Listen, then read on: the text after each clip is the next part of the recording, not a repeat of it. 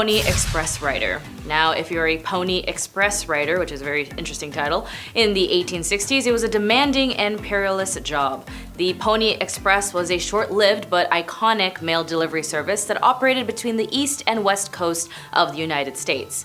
While the Pony Express played a crucial role in communication during its brief existence, riders faced numerous risks and challenges.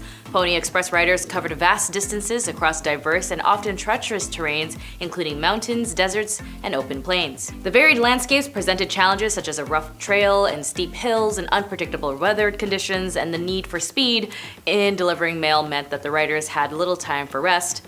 They had to cover approximately 75 to 100 miles in a single ride before handing off the mail to the next rider. This demanding schedule meant limited opportunities for sleep or breaks. Riding at high speeds across rough terrains increased the risks of accidents and injuries, falls, collisions with obstacles, or injuries from hostile encounters that were constant concerns for Pony Express riders. The life expectancies of a Pony Express rider was relatively short, though, due to the challenging conditions and risks associated with the job. As many riders were young and adventurous, while the job offered excitement, it also took a very huge toll on their health and well-being. Number 9, farmer and rancher. Being a rancher in the Wild West was a challenging and often risky occupation. Ranchers played a vital role in the development of the western frontier, contributing to the cattle industry and the expansion of settlements. However, they faced numerous challenges and risks, both in terms of natural environment and the social and economic conditions of the time. Cattle rustling was a prevalent crime in the Wild West. Outlaws and bandits would steal cattle, posing a direct threat to the economic livelihood of ranchers. Ranchers often had to take the measures of protecting their herds and property, and conflicts could arise. Many ranchers were located in remote areas with limited access to infrastructure and services, and the expansion of ranches often encroached on traditional Native American territories. Tensions and conflicts between ranchers and Native American tribes were not uncommon, adding to an additional layer of risks to the occupation. But then again, I'm always on the indigenous people's side, so they had a point to fight. Beyond weather-related challenges, ranchers were vulnerable to disasters and natural disasters such as floods, earthquakes, and disease outbreaks among livestock. These events could have devastating effects on both the ranchers as well as their herds. Number 8, saloon owner and the bartender. If you wanted a career as a saloon owner or a bartender in the Wild West, well, like all occupations in this time came with its own set of risks and challenges. Saloons were central to the social and economic life of a frontier town, but they also associated with a range of issues including lawlessness, violence, and economic uncertainties. Saloons were often rowdy establishments where patrons engaged in heavy drinking, gambling, and occasional brawls, and saloon owners, bartenders faced the risks of violence erupting within their establishments, leading to injuries as well as property damage. As well, some saloons attracted these outlaws and criminals seeking refuge or engaging in legal activities. Saloon owners could find themselves entangled with criminal events, leading to legal troubles and conflicts with law enforcement. Bartenders worked long hours in often challenging conditions, and dealing with unruly patrons, managing inventory, and maintaining a clean and safe environment were constant tasks that required skills and resilience that are still very prevalent today for current bartenders. Number 7, stagecoach driver. Stagecoaches were prime targets for bandits and highwaymen looking to rob passengers or steal valuable cargo. Drivers and passengers faced a constant risk of being ambushed alongside isolated stretches of the route. Stagecoach routes traverse diverse landscapes, including mountains, deserts, and dense forest. Drivers had to navigate rough and sometimes hazardous terrains, dealing with obstacles such as steep inclines and rocky paths and river crossings. Stagecoach drivers were exposed to the elements and had to contend with extreme weather conditions, including scorching heat, freezing temperatures, heavy rain, and snowstorms. These conditions made traveling challenging and added an extra layer of risk, and the stagecoach drivers worked long and grueling hours, covering vast distances in a single journey. The demanding schedule and physical toll of driving for extended period increased the risk of fatigue and related accidents, but despite the risk, stagecoach drivers almost fell down here, oh my god. But despite the risk, stagecoach drivers played a crucial role in the westward expansion of the United States, connecting isolated communities and contributing to economic development of the frontier.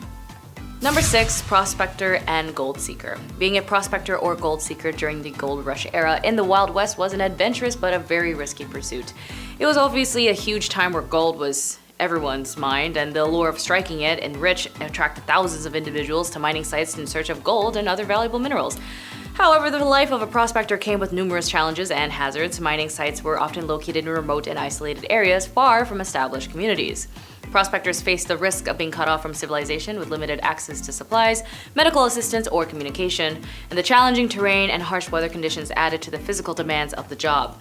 Mining camps were notorious for poor sanitations and crowding living conditions. Prospectors were also at risk of contracting diseases such as dysentery, cholera, and other illnesses due to inadequate hygiene practices and limiting access to clean water. The process of extracting minerals from the earth involved potentially dangerous activities such as tunneling, blasting, and handling heavy machinery. Accidents such as cave-ins, explosions, or equipment failures could also lead to injuries or fatalities. Number 5, Blacksmith. I love playing Stardew Valley, and Clint from Stardew is the best, but it always made me wonder, how does one even get into blacksmithing? Well, being a blacksmith in the Wild West was a vital but demanding occupation. Alongside with the mining and prospecting, blacksmiths played a crucial role in the development of frontier communities, providing essential services such as forging tools, repairing equipment, and contributing to the growth of local economies. However, the life of a blacksmith was not without its challenges and risks, as working with hot metal, sharp tools, and heavy machinery, the risk of burn cuts and injuries from handling red-hot iron and heavy equipment was ever present.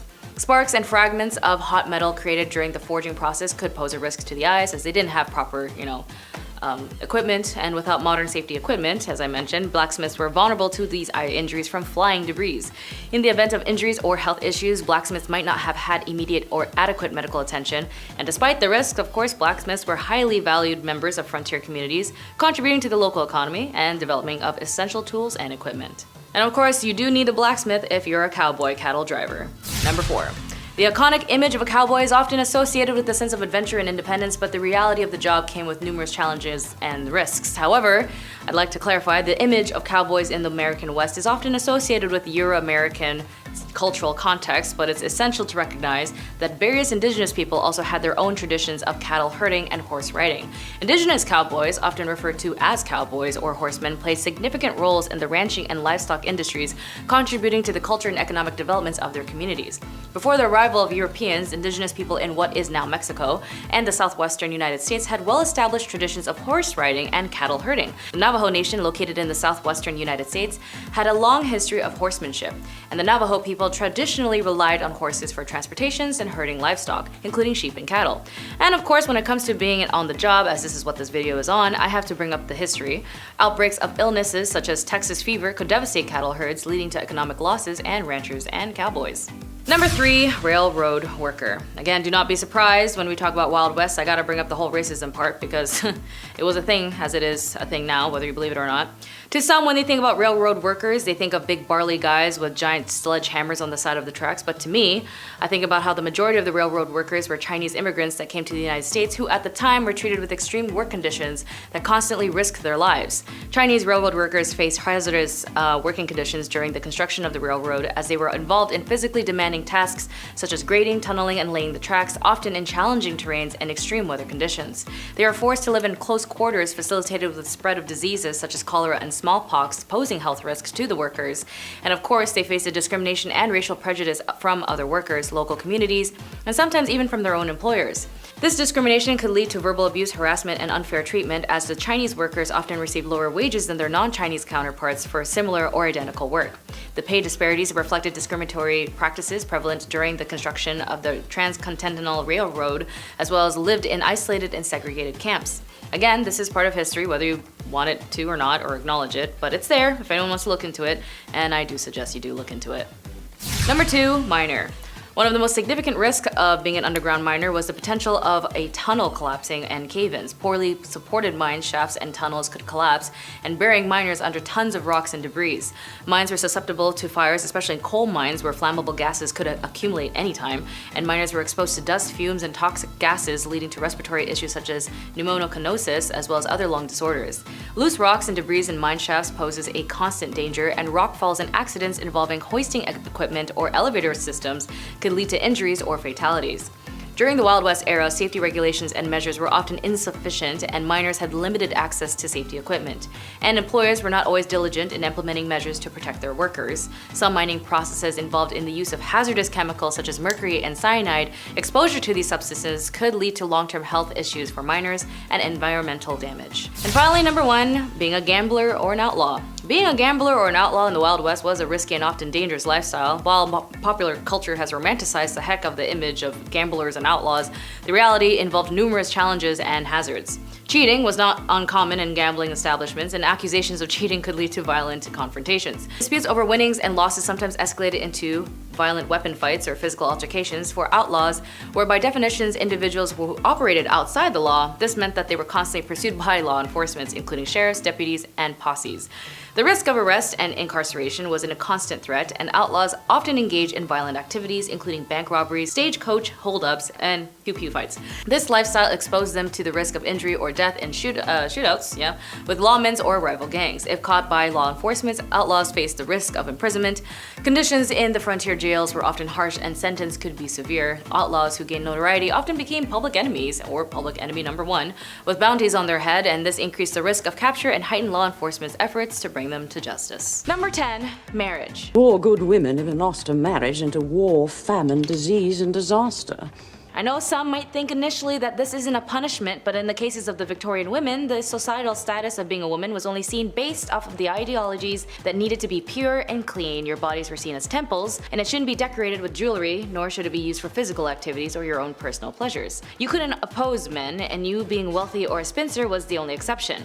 Single women were looked down on with shame and pitied, and as your main purpose as a woman was to marry and reproduce. Even young girls at the age of 8 to 12 would stop working, as if there was no child labor laws or protection laws for children, and as soon as these women or young girls were able to menstruate, they would be negotiated into marriage and no longer be able to sustain themselves financially or just be a kid. And being a poor married woman wasn't an option, as you had no individual rights under law. Married women were only seen as one with their husband, and the husband would be the manager and entitled to all of your properties, as it was seen more as a business, and you were being micromanaged constantly until death do you part. Number 9, no rights. As I mentioned with marriage, women didn't have any rights, as they were seen primarily as second-class citizens, and if you were a woman of color, my goodness, you were definitely seen less than human. Women who had to be married ended up losing everything they owned, inherited, or earned, and it would belong to their husband. Once a woman married, control of any property she owned, as well as any income she received from it, passed her husband. Although he could not dispose of it without her consent, her property, her personal property such as money, or earnings or investments, and personal belongings such as jewelry, passed absolutely into his control. She could not part with them without his consent, and if you were in a loveless marriage or a harmful one, you couldn't divorce your husband. Divorce wasn't even a concept for women to execute without losing their own amenities, even in the court of law, until the 1970s, almost 100 years or so later, after the spark of the women's suffrage movement in the mid-late 1800s. So men had the right to divorce his wife under the grounds of adultery, but women had to prove her husband was unfaithful, combined with other allegations including cruelty, bigamy, incest, and so on. Luckily, in the 1857 Act, divorce did become a bit easier little by little, but again only under the impression that the woman had legal grounds and proof her husband was unfaithful, with evidentiary support to back up her claims. And even then, she could finally earn some of her possessions. As for the husbands, if he wanted to divorce his wife, he didn't have to do anything, he could just say it and it would be fine. Number 8, no education. To me, education is extremely important, as it was something I learned growing up in my family, that education liberates you to understand yourself, those around you, and the world better.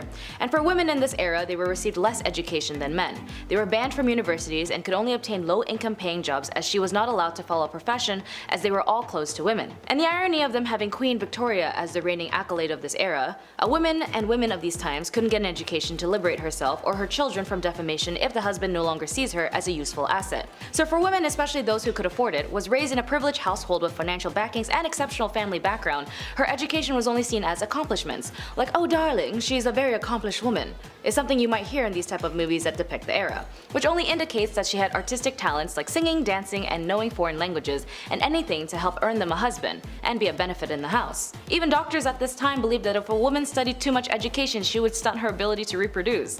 Wild as hell.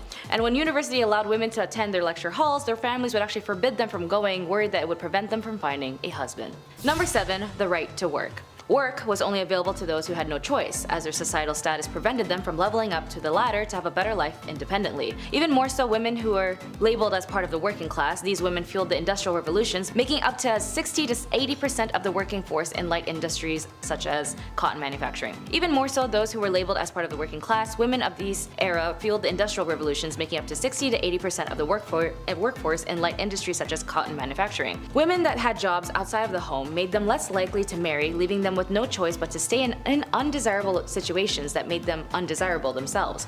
In one study by the Buffalo State had noticed classing women and children together as helpless creatures needing the protection of strong men. They were indignant at the knowledge that women had to support themselves, that they had suffered degrading wrongs as working women.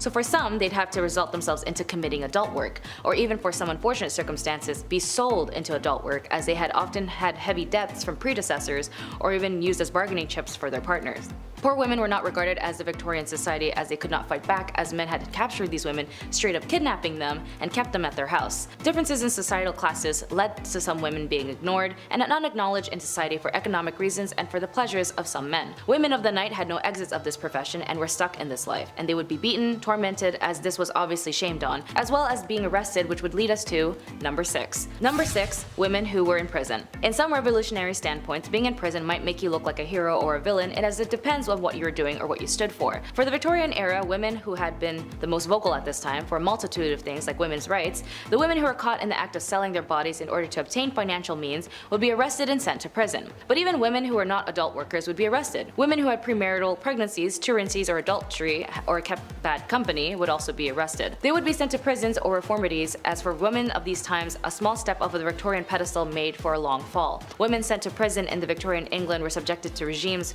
whose project was to enforce idealized femininity. This individualized treatment aimed at more regeneration than discipline, and was administered by an entirely female staff aided by middle-class philanthropic lady visitors. Considering women were placed only into two categories, being a wife and a mother, the reality is that they lived in a world that discriminated heavily against them. Due to their superior physical strength, men considered themselves the dominant sex and sought to keep women subdued for as long as they could. Number 5, prison life. Being accused of being an idle and disorderly woman seems like a very vague and inconvenient statement today, as it holds no worthy of prosecution, but for these women of these times, you would definitely go to jail for that.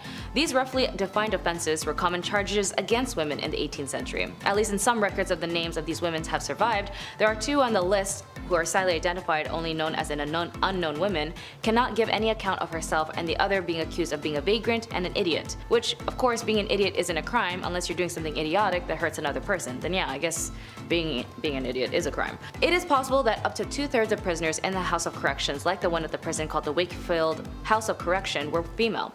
Beating hemp was the usual form of hard labor, as well as if the women refused to comply or being able to commit to tasks,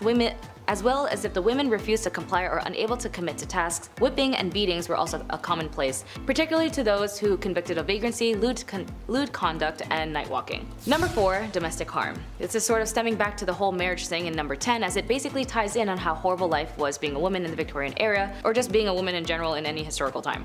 With these sacrifices and determinations of these women, as they ensured the women like me were able to gain access slowly but surely to equal rights, but sadly when it comes to marriage for some of these women, they're also at risk of being in harmful relationships that were extremely normalized at the time. Violence against women and the lack of protection was common, as there were no laws for the physical violations they had to endure. After all, when you got married, everything you owned belonged to your husband, and so did your body, with or without consent. Domestic violence was an issue that captivated the Victorian imagination due to the unprecedented visibility that domestic harm began to receive in the press and the emergence of an ongoing debate during the 1840s and the 1850s. Domestic violence was an issue that captivated the Victorian imagination due to the unprecedented visibility that domestic harm began to receive in the press and the emergence of an ongoing debate during the 1840s and 1850s about the domestic harm and other marriage issues that affected women. Like all laws that slowly opened gateways to other clauses, the 1828 Offences Act that targets working class violence helped a cultural shift on the subject, and domestic violence became a topic to the public. Number 3, the angel of the house.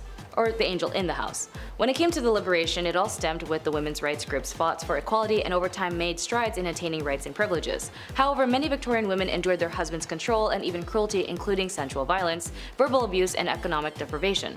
And there's no way out of it, as it got worse, as a man named Coventry Patmore published a book called Angel in the House. It consisted of poems and the ideal Victorian marriage, and although it came from a place of grief at the loss of his first wife, the book had suddenly become a staple in women's behaviors and marriages, and then became a standard of their status. A woman's proper role was to love, honor, and obey her husband, as her marriage vows stated. A wife's place in the family hierarchy was secondary to her husband, but far from being considered unimportant. A wife's duty to tend to her husband and properly raise her children were considered crucial cornerstones of social stability by the Victorians.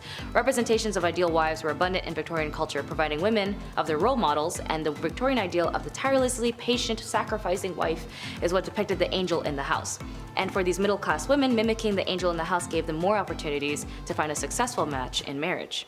Number 2, the House General. The House General, in a term coined in 1861 by Isabella Beeton in her influential manual, Mrs. Beeton's Book of Household Management. Because for women they needed a manual on how to be a good wife, a good woman, and a good so on and so forth, here she explained that the mistress of the house is comparable to the commander of an army or the leader of an enterprise. To run a respectful household and secure the happiness and comfort and well-being of her family, she must perform her duties intellectually and thoroughly. For example, she had to organize, delegate, and instruct her servants, which was not an easy task as many of them were not reliable. Isabella Beeton's upper-class readers may also have a large complement of domestics, a staff requiring supervisions by mistress of the house. Beeton's advised her readers to maintain a housekeeping account book to track spending. She recommends entries and checking the balance monthly, but also keep in mind this is the same lady who told people to put borax in bread to save money. This may not seem like a big punishment for some viewers, but if you were told that you needed a manual to how to live your life so you wouldn't be kicked out of society, that's not something that's a preference today, is it? And number 1, Asylum.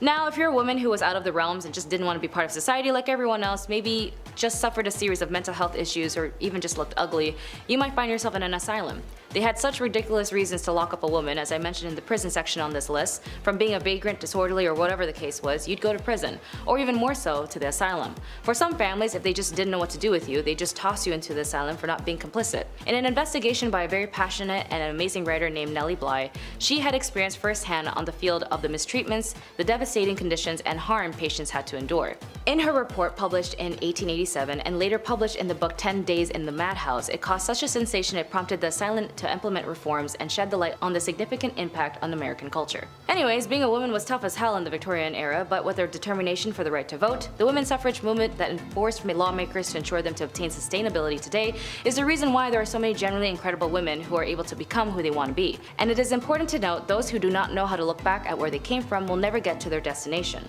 So be sure to read up and learn a lot. After all, the answer in our future is laid dormant in our past. Number 10, drowning. Drowning as a form of punishment was not a common practice in ancient Egypt, at least as far as historical records and archaeological evidence indicate. The ancient Egyptians had a legal system with various forms of punishment, but the various methods were typically less severe than drowning. But in records of the Code of Hammurabi, which was one of the oldest and known legal codes in human history, it provided a comprehensive set of laws covering a wide range of aspects of daily life, including civil, criminal, and commercial matters. One of the most famous aspects of the code is the principle of an eye for an eye, a tooth for a tooth, which laid out specific punishments for various offenses. Mentioning drowning if there was adultery with a neighbor's wife, or if you had intimate relations with your daughter-in-law, more or less these punishments would go both ways, but interestingly enough, the laws depended on the person. Number 9, disinheritance. In ancient Egypt, inheritance and property rights were complex and evolved over time, with some variations depending on the specific period and social status of individuals. Generally, women did have rights to inherit property, but there was significant differences between men and women in terms of inheritance. During the early dynastic periods, women had relatively more rights and they could inherit and own property. However, as the society became more stratified and centralized with the rise of the pharaonic state, inheritance laws became in favor more for males. By the time of the Middle Kingdom, women's rights to property and inheritance were gradually eroded.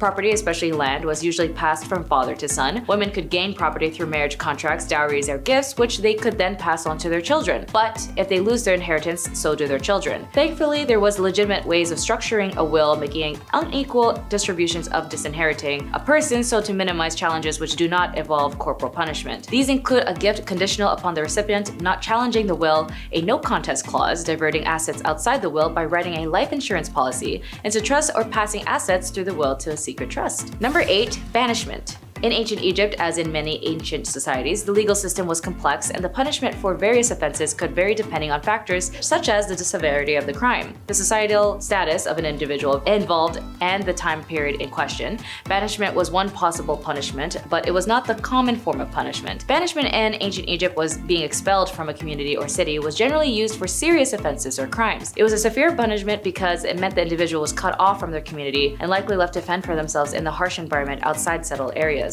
And for women, it was typically a rare occurrence as the legal system in ancient Egypt was based on the code of law that changed over time, and evidence suggests that women could be subjected to various forms of punishments for their crimes, including banishment. Number 7. Punishment. More commonly, punishments for women in ancient Egypt might have included fines, corporal punishments, or forced labor. For serious crimes, especially those that threatened the social order or involved treason, more severe punishments like execution might be applied, but in some cases for less serious offenses, women might be required to pay fines. These fines could be in the form of money, goods, or livestock. Women, particularly those of lower social status, could be sentenced to perform labor as a form of punishment. This might involve agriculture work, construction, or other forms of manual labor. Depending on the nature of the offense, a woman's property or belongings could be confiscated as a form of punishment. As mentioned earlier, banishment was a possible punishment for serious offenses. Number 6. Beatings. In ancient Egypt, like in many ancient societies, corporal punishment, including beatings, could be a form of punishment for women, particularly for offenses that were considered serious or morally reprehensible according to the prevailing nature and culture and legal norms. It's important to note that the application of punishment varied depending on factors such as societal status and specific time period and the region within ancient Egypt. Corporal punishments such as whipping, beating, or other forms of physical punishment could be administered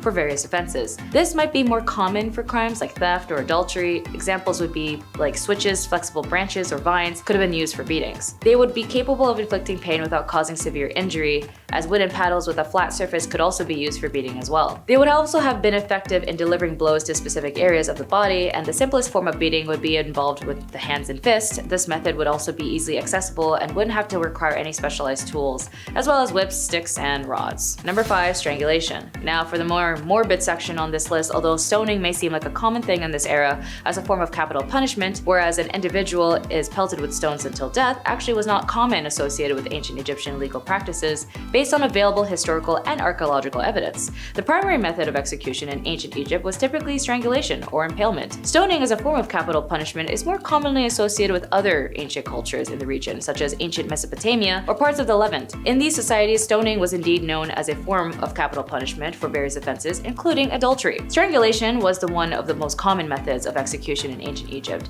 It was typically used for serious offenses and could be applied for both men and women. In cases where capital punishment was deemed necessary, strangulation was a method employed to carry out the sentence. Number 4. Lacerations. When it comes to corporal punishments, as I mentioned above, those who do commit adultery might deal with the consistency of beatings or lacerations. Texts speak of thrashing with a wooden stick, give 10 to 20 to 50 to 100 or even 200 times. They also mention branding and mutilation of the nose and ears. Tomb reliefs often show beatings of people, but in most cases these are private coercions of subordinates, not an official penalty. Sometimes the culprits are bound to a pillory. These punishments were all carried out in public and therefore also meant a loss of honor and degradation of the culprits. The results of these measures can be seen on many skeletons, as they are also including cutting off limbs, noses, and other parts of the body as a form of punishment, specifically connected to adultery or if you were married, specifically a married woman. It is a crime deserving of death, as it is easier to commit any other sin after that. The husband had a legal right to punish or forgive his wife or leave the court if the husband accuses the wife with no proof. The punishment of a man was much lighter and the woman of the crime of adultery, as the Egyptians believed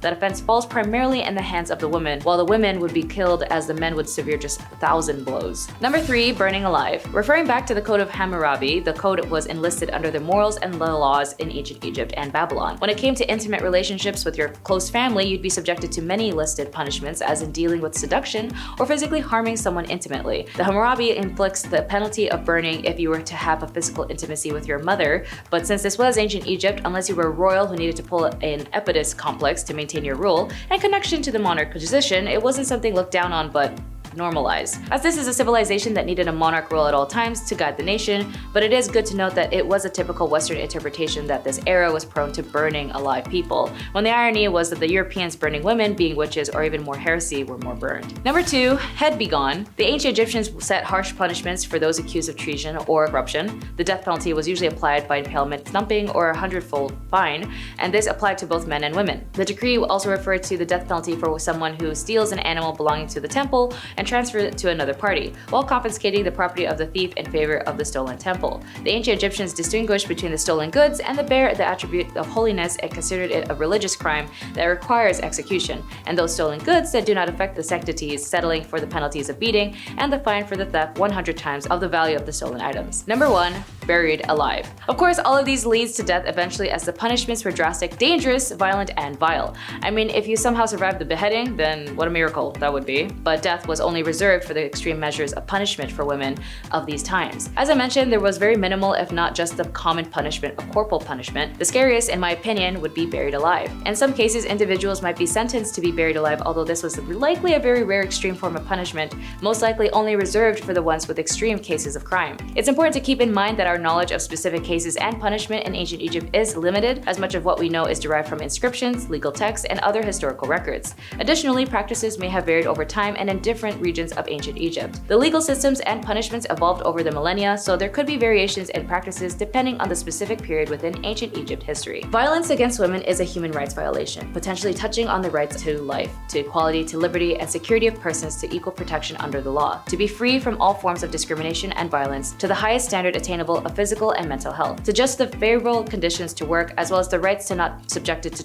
and cruel, inhumane, degrading treatment. Number 10, Clara and Katrina Morova. Clara was actually a very loving and acceptable mother to her 2 sons, Anderej and Jacob, where they would take trips and summer camps, and she would play with her sons all the time. It wasn't until a new child entered their home by the name of Annika, and Clara and her sister Katrina were part of a cult named the Grail Movement. When Annika came into the picture, it was under the support of Katerina and Clara's sister, where she was told by Katerina that Annika was a 13-year-old who escaped from a trafficking gang that had physically harmed her. Annika was also apparently very sick and suffered many illnesses, which gained Clara's sympathy. Clara wanted to adopt Annika after bonding with her so quickly, and even had a mystery doctor tell her how to take care of Annika. This same doctor told Clara that her sons were a problem and needed to be cured from their evil spirits. It was then Clara would do an equivalent amount of violating and harmful things to her biological sons, like shock therapy, making them eat their own flesh, dunk their heads in water, as well as invite others to her cult to do the same. Annika would also lie to make the aggression towards the boys even worse. It was until a man named Edward had a CCTV camera for his newborn baby when Clara was caught in the act. Clara and her sisters were caught, and it turns out Annika was actually a 33-year-old woman posing as a 13-year-old named Barbara, who had a disease that made her look younger than she actually was. She was eventually arrested as well, which, if you've seen the movie Orphan, it's actually based where this was from. Clara got 9 years in prison, and her sister got 10 years, since her sister Katerina actually knew who Barbara was the whole time. Number 9, Cordelia Bodkins. However you were in your relationships or affairs, be aware of ex-lovers who might never want to let you go. Cordelia met her lover, a highly regarded reporter, John Preston Dunning, when he was bicycling in San Francisco. At that point, she was 41 years old, 9 years his senior, and although they were already married to their own partners, John was very smitten by Cordelia. John eventually was left by his wife, who discovered the infidelity, but for Cordelia, her husband was pretty cool with it. John also had issues with gambling debts, and he was let go from his job because he was a heavy drinker, so he had to move in with Bodkins' hotel. Their affair lasted for about 3 years, but ended when John was rehired to cover the Spanish-American War. When he left San Fran, he told Cordelia, "Baby girl, I am not coming back," and he even reconciled with his wife because he was leaving for Cuba, where he helped survivors of the Spanish battleships during the Battle of Santiago de Cuba. Cordelia, however, didn't care for this and wanted him back, so she sent anonymous letters to his wife Elizabeth detailing her husband's affairs. Unfortunately, it got worse when Elizabeth opened a box of candies addressed to her and her sister with the words, "With love to yourself and baby,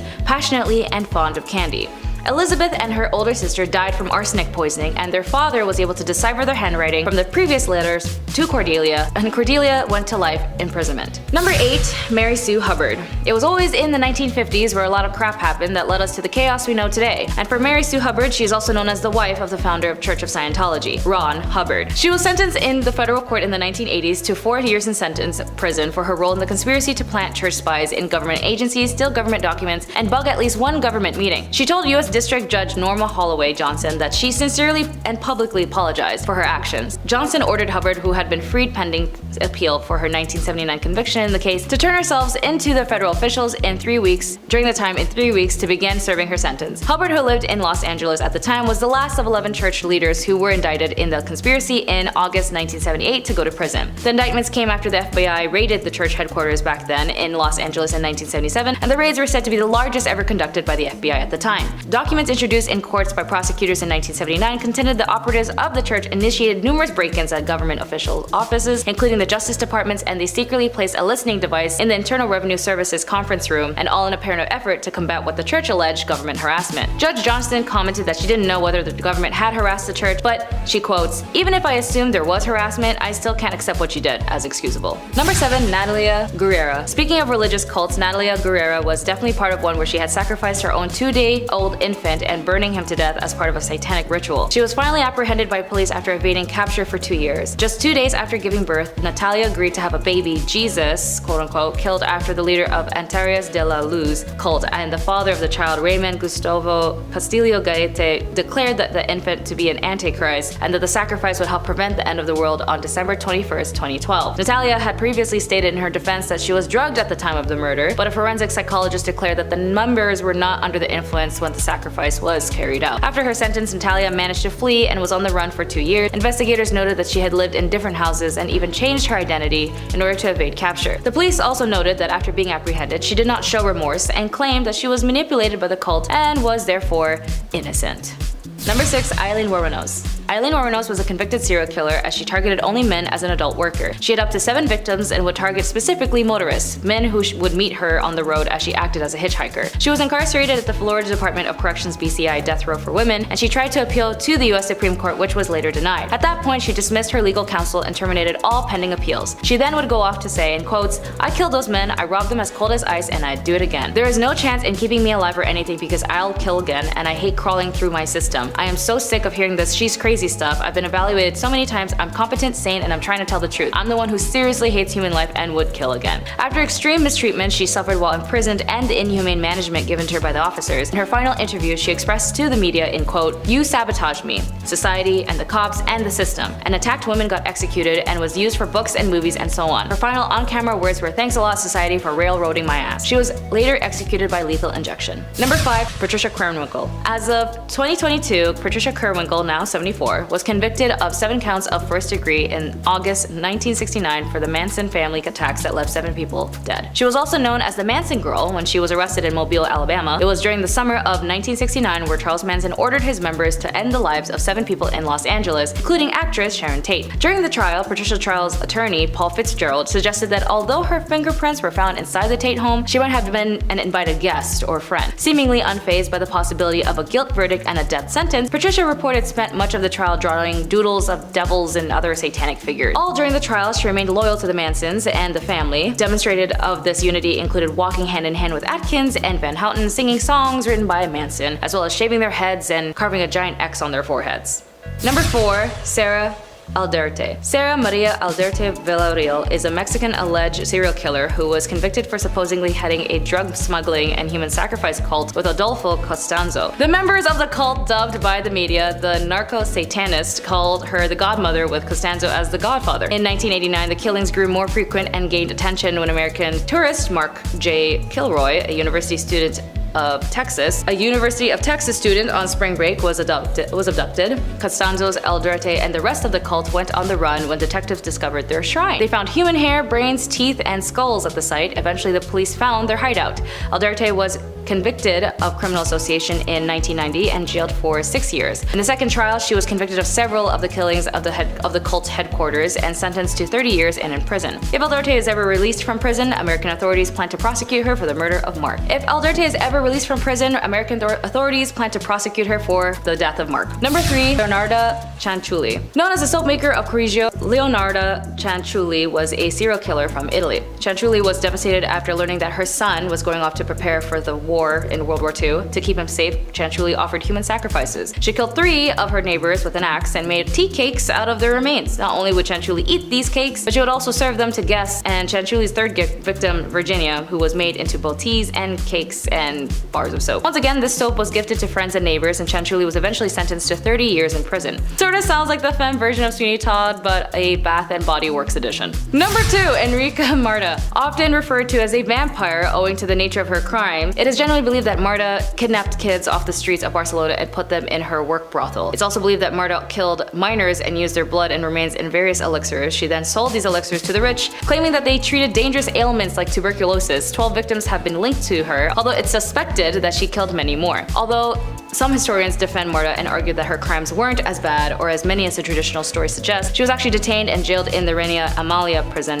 Further investigation revealed more housing in Sant Feliu de Llobregat, property of Marta's family. Here they found remains of children in vases and jars, as well as books of remedies, including a list of rich clients who the police apparently tried to hide from being leaked, including rich politicians, doctors, and businessmen, and bankers. Kinda similar to a case we had in our modern times with a guy whose name rhymes with Lefri Nipson. Although she was arrested, she was never tried since she died in the hands of her prison mates, and companions ended up lynching her. Apparently, some say her wealthy clients hired the prisoners to shut her up. It's very interesting how history repeats itself sometimes, as this was in 1913. Proving to be one of Victorian era's most infamous criminals, Amelia Dyer could be one of the most prolific serial killers in human history. Back in Victorian England, she was paid for adopting babies in a practice known as baby farming. Amelia Dyer turned this into her profession and adopted numerous children. She began by keeping them for a time until they passed of a natural cause, but ultimately turned into disposing them shortly after adopting them, thereby keeping the money without having to raise them. One of Dyer's victims was actually found floating in the river Thames on March 30th, 1896, leading to her arrest and eventual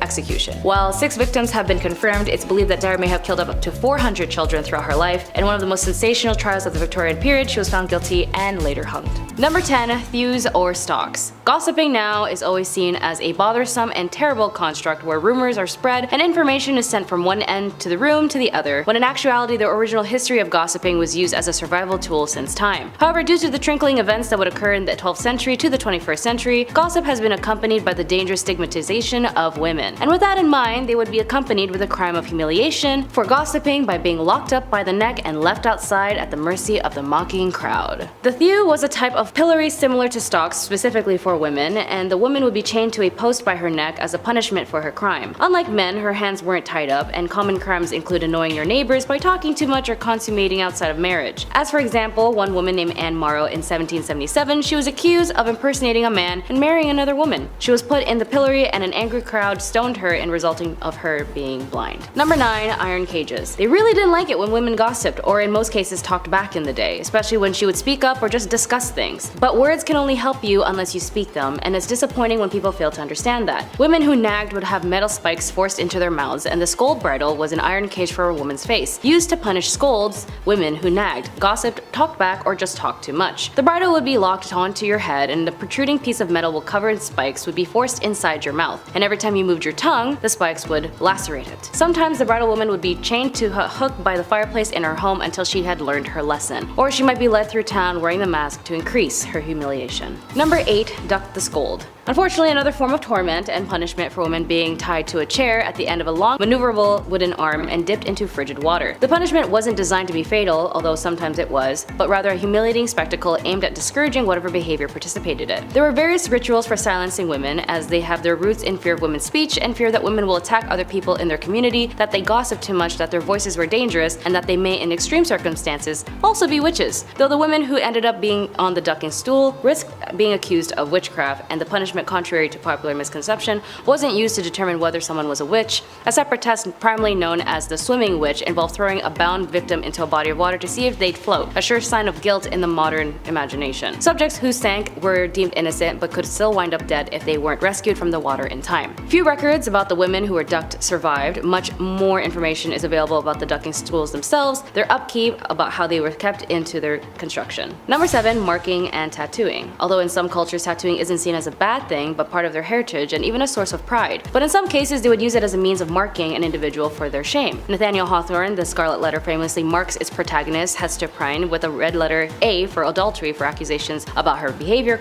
circulated. Hawthorne's book is more than fiction, as adulterers were really forced to mark their clothing to identify their crimes. Like Hester Prynne, A or the letters AD as outlined by a Plymouth colony law from 1658, adulterers seen publicly without their letters were subject to public whipping and even further humiliation and social alienation. But keep in mind, Hawthorne was the descendant of the Judge Hathorne, who persecuted the lives of women who were accused of being witches, and he had such a disdain for his relative that he had changed his last name to distance himself from the relation of Hathorne from Hawthorne with a W. Number 6. Walk of Shame. Like in Game of Thrones, a pretty well-known show, I don't know if you guys heard of it, I'm rewatching it again up to a certain specific season. But there was that scene where Cersei was condemned for her crimes and had that lady yell shame as she rung a bell while Cersei was left parading the streets stripped naked. This is actually based as a form of torment for women, and the Walk of Shame, also known as skimmington or rough music, was a traditional punishment for harlotry or being an overbearing wife. Women were made to walk barefoot through the town or city, sometimes dressed only in their petticoat. The street was filthy and sharp with rough stones, jeering crowds lined up to stare, and minstrels banging basins and pans would accompany the procession, adding to the woman's humiliation. Sometimes the skimmingtons were delivered by the townsfolk rather than the courts, and the accused might be dragged from their bed at night and paraded through the town with the crowd shouting obscene words at her. Unless she was quiet, subdued woman who followed every little thing she was supposed to do, she would be looked down on. Number 5. Status degration. Status degration still persists today, and it's been used as a formal punishment throughout history. Under the Roman Emperor Augustus, who reigned from 27 BCE to 14 CE, a woman guilty of adultery could lose several rights as a citizen and suffer a financial burden. Noble women in the Kingdom of Korea during the Chosun dynasty faced a similar degradation of their social status if they were found guilty of adultery or if they just remarried. Adulteresses were stripped of many of their rights and privileges once they were demoted to low-born statuses, and the descendants of widows who remarried were barred from holding office. As serious as these punishments may seem, some high-status women who committed adultery in the Chosun dynasty faced even graver punishment, which is death. Number 4. Pricking and scratching. Another form of torment women had to endure as a type of punishment relates back towards one of the biggest torments women had to face during the witch trials. Witch hunting books and instruction pamphlets, yes, they had an IKEA manual on how to prick a witch. It noted that marks were insensitive to pain and they couldn't bleed. So they would make these specifically designed needles to repeatedly stab and prick at the accused's flesh until they discovered a spot that produced their desired results. So basically they would just keep poking you with needles until there was an area on you that just didn't bleed. They even had a job position for this called professional prickers, which many of them would be con men using dulled needles points to identify fake witch marks. Alongside the pricking was the scratching, where they would scratch the supposed victim. So if a victim scratches the accused witch with their fingernails and drew blood and their symptoms of being possessed stopped, then somehow that person that they scratched was a witch. Number 3. Tar and feathering. When I first heard about tar and feathering, it was in a cartoon where the characters would use tar and then feather the characters they wanted to make a fool out of. Tar and feathering originated as a punishment that dates back to Richard I of England. The practice of tarring and feathering was exported to the Americas, gaining popularity in the mid-18th century. Throughout the 1760s, it saw increased usages as a means of protesting the Townshend Revenue Act and those who sought to enforce it. For women, they'd also tar and feather as a form of embarrassment. In a news article in 1906, consisting of 4 young married women from the East Sandy, Pennsylvania, corrected the alleged evil conduct of their neighbor, Mrs. Hattie Lowry. 2 women held Mrs. Lowry to the floor while the others 2 smeared her face with stove polish until it was completely covered, and then poured thick molasses on her head and emptied the contents of a feather pillow over molasses. The women then marched the victim to a railroad camp tied by the wrist, where 200 workmen stopped to watch the spectacle. After parading Mrs. Lowry through the camp, the women tied her to a large box where she remained until a man released her. They did this because they wanted to be part of a vigilant committee which exercises the right to take up the law in their own hands. Reason why they did that to her, though, is still unknown. Justice for Mrs. Lowry. Number 2. Amputation. Although it may not seem to be as creative as the other instruments of torture on this list, amputation packed a painful and permanent punch. The body of an ancient Chinese woman from about 3,000 years ago have been found with an amputated feet but in otherwise good health, and all signs point to an ancient Chinese punishment called yue, which was used for over 500 different offenses, including cheating and stealing. In ancient Egypt and the Byzantine Empire, a different type of amputation was common: nose amputation, called rhinotomy, which was a punishment for adulterous women, though it was also used as a punishment for various crimes in medieval and ancient times elsewhere. However, the adulterous man might escape with a less severe punishment like a fine or a beating. Number 1.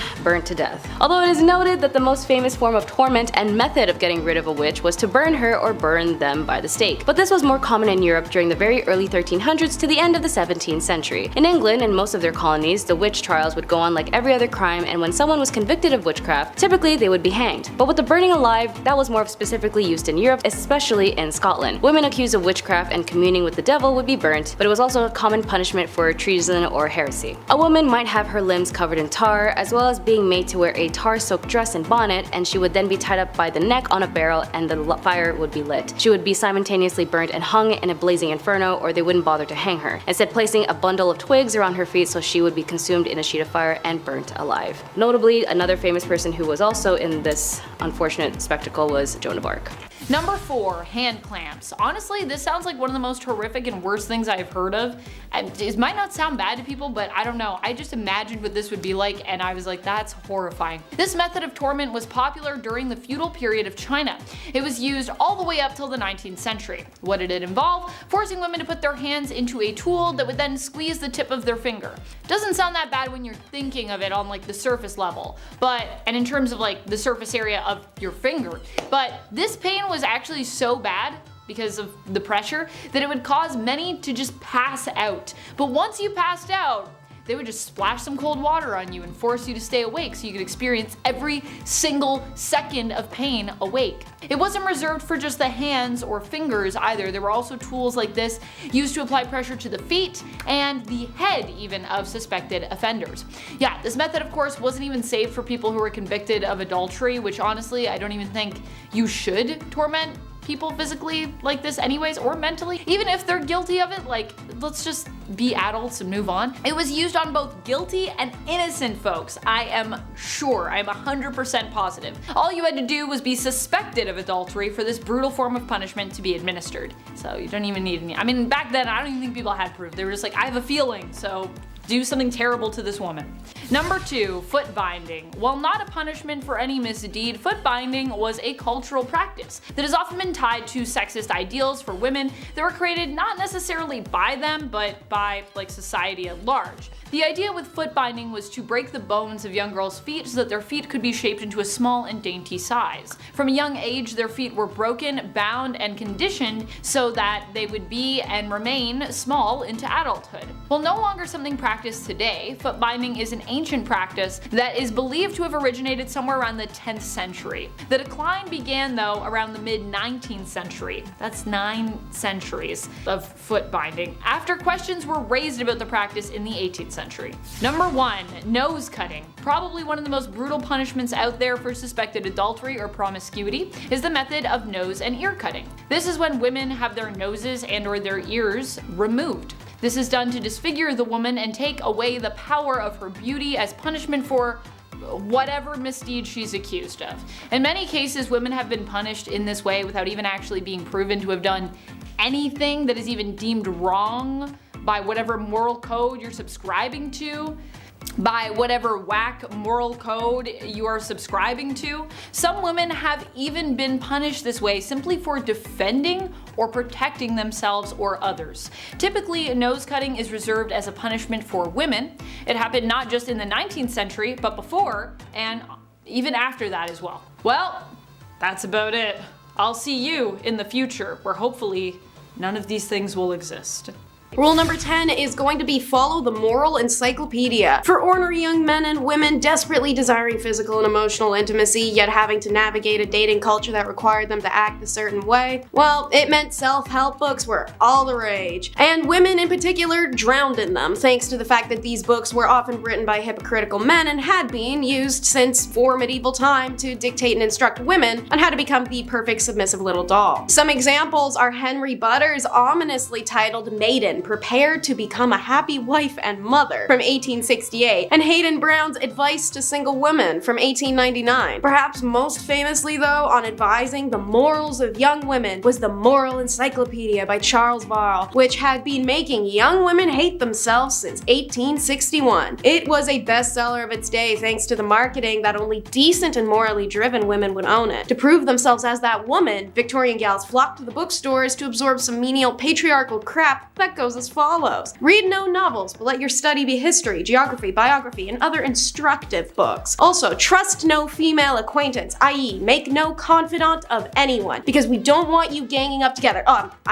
Possibly breaking your feeble tongues, having a conversation. Oh, and if you get a pimple, expect nobody to ever love you again. To quote, remember that whereas the character of a young lady is considered angelic, and blemish in it would withdraw the respect men have for you. Rule number 9 is to follow a handbook of etiquette for ladies. Following on a similar sales tactic of gaslighting, only perfect and honorable women know all the rules of etiquette. Oh, you don't? Oh, well, that's such a shame. Now you lose all your honor. You know, though, I can help you out. It's pretty convenient that right here behind me, I have this book I wrote and it has all the rules. I mean, I can give it to you so you can restore your honor if you give me like $30, I don't know. So, what's in this immensely popular bestseller from the 1860s that bullies women? Well, I'm so glad you asked. First up, keep that bling to a minimum, mamas, as you should never wear mosaic gold or paste diamonds. They are representative of a mean ambition to appear what you are not, and most likely what you ought not to wish to be. You got a problem with that? Well, sucks. Pipe down, because it's better to say too little than too much in company. Let your conversation be consistent with your gender and age. Don't forget to never talk about yourself either, as such discussions cannot be interesting to others, and the probability is that the most patient listener is laying the foundation for some tale to make you appear ridiculous. If you do open your mouth and your choice is to be a dirty joke, girl, BFF, because a double entendre is detestable in a woman, especially when perpetrated in the presence of men. No man of taste can respect any woman who's guilty of it. Oh, my personal favorite. Did you break something while a guest in someone else's house? Nah. As a lady, you can't do that. It's not possible. Pretend like nothing ever happened. Don't own up to it and gaslight your host. If at another's house, should you break anything, do not appear to notice it. Your hostess, if a lady, would take no notice of the calamity, nor say, as is sometimes done by ill-bred persons, oh, it is of no consequence. Rule number 8 is having a dress for all occasions. Should you not? Well, that's not proper etiquette. As a middle or upper middle class Victorian woman, your job was to spend your day like a Bratz doll, changing every few hours. This is because of the strict etiquette of the time, which dictated that certain dresses were for certain activities, which meant you had to plan your errands around your outfit changes that made it possible for you to run your errands. Isn't that fun? Women would start with the morning time dress, which was relatively comfortable by Victorian standards. However, for us, it would still feel like wearing an iron reinforced tube sock on our entire body. It was simpler in appearance and designed for only the home. Want to take a stroll in the park? Out of the morning dress and into the walking dress. The skirts are shorter by several inches and didn't have a train, so they weren't dragging a leaf pile behind them as they went. The materials were usually rich in color and pattern to be admired amongst the greenery. When women returned home from their daily walk, they would change into dress number 3, or the afternoon dress for receiving visitors or visiting others. The skirts had a longer train and the neckline was usually a little lower. After some visiting time, dress number 4 gets whipped out for dinner, and it was the most formal of all casual dresses. Usually silks, satins, velvets, exactly the type of precious material you want to spill food on. Ball gowns weren't for regular wear, but they were required for fancy occasions, so you had to own them too. Rule number 7 is to mourn properly. Another dress all women owned was an all-black mourning dress. They kept these bad boys on lock for whenever someone died, which was arguably something to look forward to in the Victorian era. Thanks to Victoria being the most extraordinary and dramatic woman of all time when her husband Prince Albert died in 1861, and she spent a bajillion years dressing like a vampire and wearing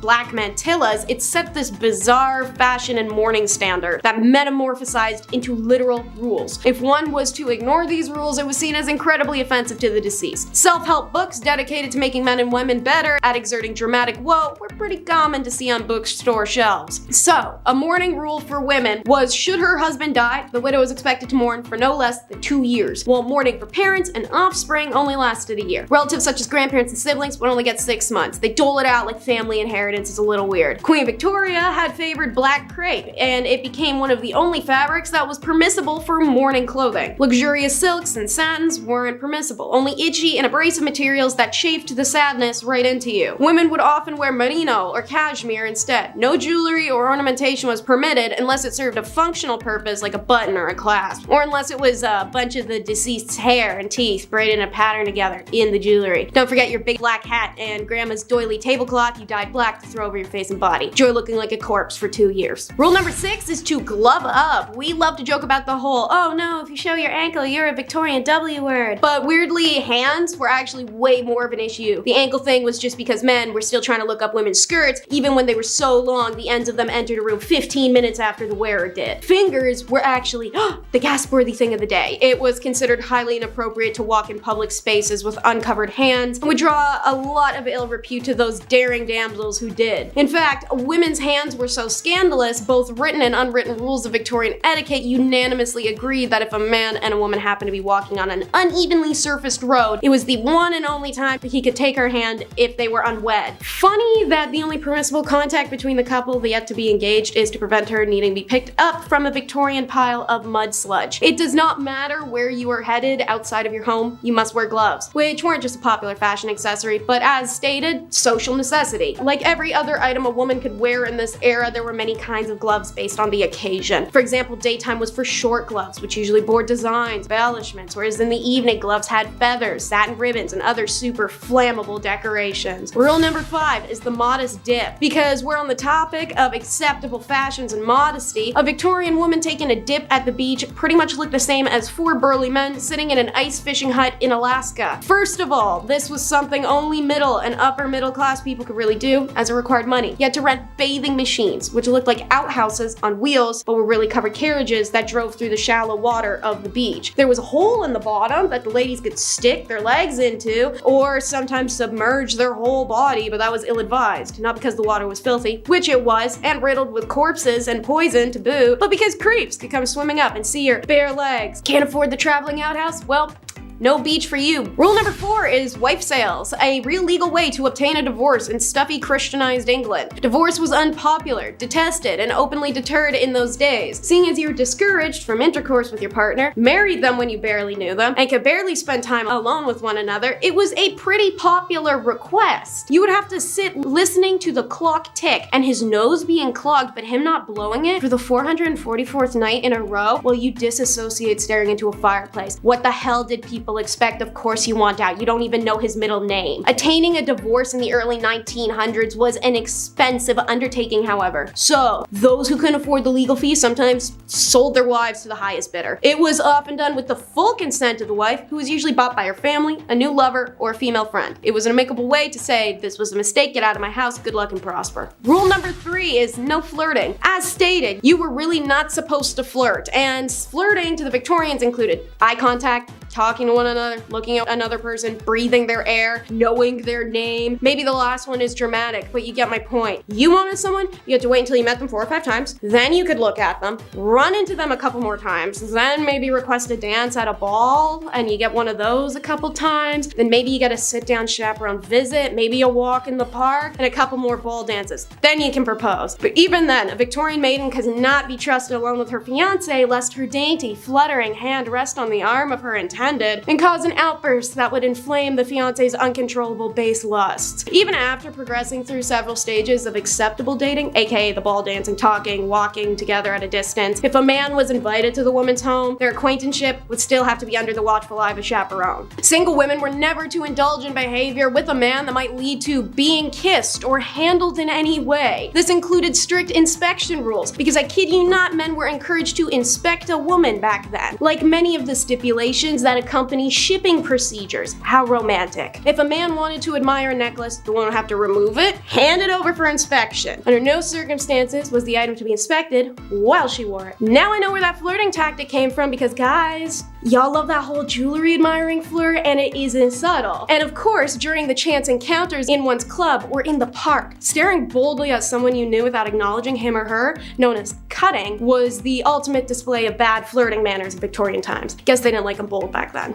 Rule number 2 is coming out. Not like that. Coming out in Victorian times meant a woman was tired of being in her parents' house, and if she wanted out of it, meant she had to go find a semi-tolerable guy whose house she could move into in return for a cool ring on her left hand. This had to be a whole big announcement because to attend such events that a woman needed to meet a potential suitor, she required the explicit permission of her mother. Only after stating her intent could the chaperones be organized because she can't go alone. Think of Bridgerton. Rich families might accompany the announcement with a series of parties or even a royal visit. Middle-class families might hold a celebratory feast. Lower-class families might not formally celebrate the announcement at all. Instead, the young woman just changed her appearance to show availability. This could be putting up her hair, donning a long dress, and accompanying family members to social events like church service, church dinners, festival balls. Coming out was best done during the in-season, a literal term. It meant the 4 months from April to July where the upper-class families up and down the country would send their teenage daughters to London. After flocking there en masse, the upper classes would congregate a series of balls and dances for the purpose of meeting, matching, and reproducing the next generations. At these events, the race was on to find someone with whom to make love. Again, this phrase of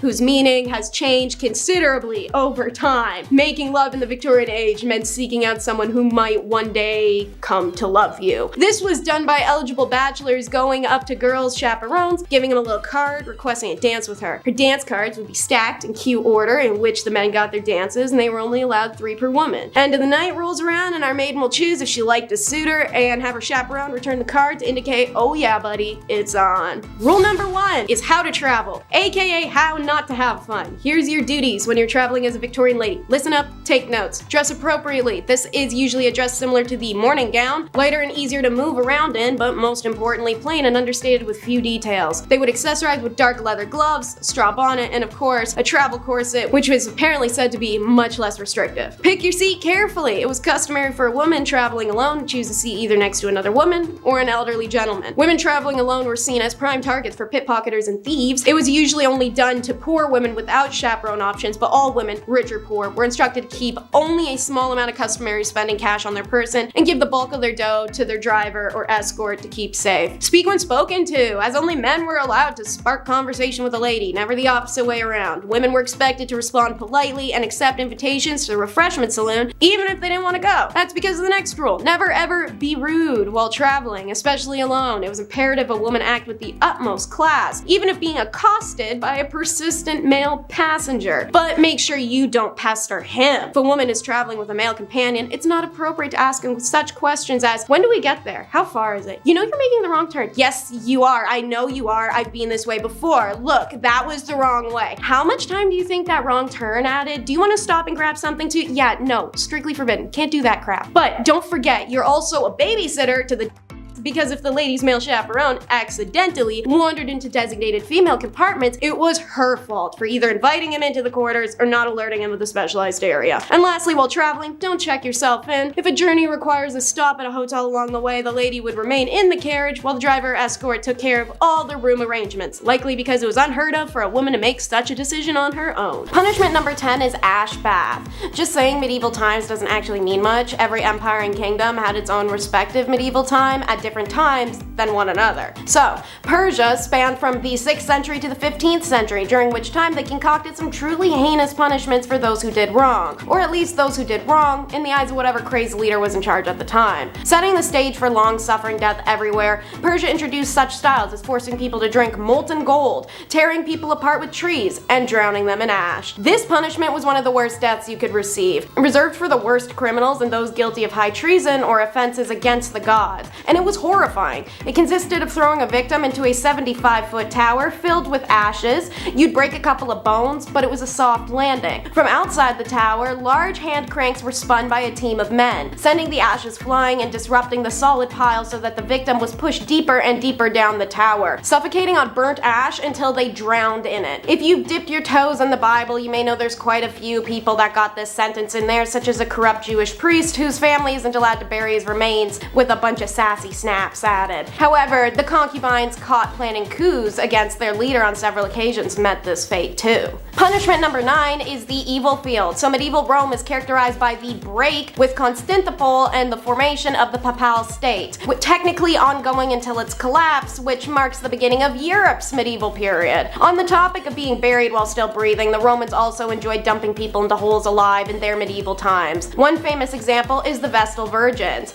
The priestesses of the hearth goddess goddess Vesta who were sworn to chastity. However, should they break that chastity vow, they had a special acre of grass dedicated just to burying them alive. Like most deaths, Romans like to make a big show of it, and the Vestal breaking her virginity vow would naturally be the Sunday matinee. They had an entire little ritual. She'd be carried on a litter throughout the city in the nude until they reached the Campus Seculatus, aka the Evil Field. There, an underground chamber awaited in which she'd be lowered into and sealed inside alive. There was only one ever known instance in Roman history where a Vestal virgin wasn't slain for breaking her vows. That would be Julia Aquilia Severa, the wife, then ex-wife, then wife again, of Emperor Elagabalus. It's believed that Julia remained with him until they were killed in the year 222, but who's to say they put Julia in the ground after. Punishment number 8 is the finger cinch. China's medieval period was between the fall of the Han Dynasty in 220 CE and the fall of the Mongol Dynasty in 1368 CE. Famous in the Chinese feudal dynasty, this form of punishment was specifically made for the woman who did not obey her master's command. Master can be taken literally, should it be a concubine or a servant, but also figuratively like her parents or husband. The offenders have to put their fingers inside a specialized tool which look like interlocking combs. The device would then squeeze the fingertips, causing immense pain and loss of circulation. If the victim faints, ice water would be thrown on her as a wake-up call. The punishment would continue until the victim was deprived of all their strength. The device was prepared in every shape and size to crush the fingers of any female, so she may ultimately surrender to male prejudice. Punishment number 7 is the four witnesses. The Ottoman Empire was born very shortly, around 100 years at most, before the European medieval period started. As stated, it began when Rome broke from Constantinople, and thus it finished alongside the other European nations in the 16th century. How they punish adultery is akin to many cultures. Man cheats, no punishment. Woman cheats, world must be ending. The Ottoman criminal code did not distinguish between fornication and adultery. Zina was the word used for both, and both were unacceptable from a woman of any kind. And when caught in an alleged act of zina, in order to ensure the women were not wrongfully accused, the accusers required to produce 4 witnesses of good standing that actually observed the act of intercourse as it was happening. Imagine that. You walk in on your wife in bed with your best friend. So you have to run yelling into the streets for 4 people to come right now and see them while they're still hurriedly dressing, so you have some chance of getting her punished. However, even if you do manage to pull off 4 witnesses, if the witnesses can't be found at the time of the woman's trial, then the accusing husband will be flogged 80 stripes and ignored. So what I'm hearing is, as a cheating wife,